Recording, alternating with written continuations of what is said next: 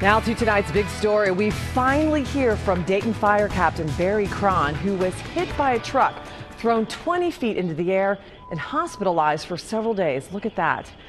It is definitely hard to watch. It's the video that's been seen on just about every major network. Painful to watch, but the good news tonight is Captain Cron survived and is doing very well. Annette Pegler is live on US 35 where that accident happened with his emotional recollection of that horrifying moment. Annette. Well, Deborah, today Captain Cron recounted Tuesday morning where he nearly lost his life right here along US 35. He says if there's one thing he took away from that accident, it's to not take life for granted.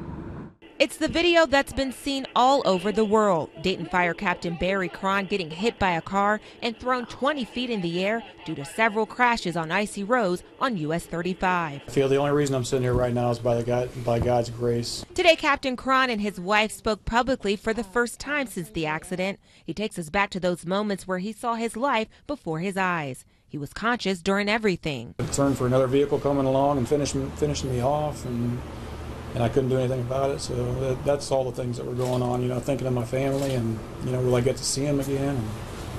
His family has been helping him with his recovery. His injuries include 3 broken ribs, a fractured fibula, and several bumps and bruises. The video of the crash has gone viral, with major news networks and various websites picking it up. With today's technology, it's so incredible how quickly that makes it not only across the country, but across the world. I have a friend in Australia that called me that night. He had seen it. But Cron says he's trying to keep those horrifying images from his 10-year-old triplets and focus on the fact that he's still alive. His wife says God clearly had an angel watching over him. God's love is overwhelming. If you watch that video, you've got to understand that God was there.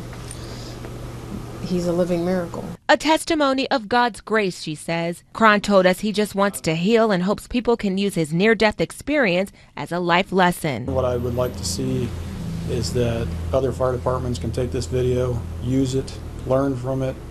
I would love to see it never happen to anybody again. Cron is expected to recover and be back to work within 4 to 6 weeks. He says he plans to spend that time with his family. Reporting in Dayton, Annette Pegler, Fox 45 News.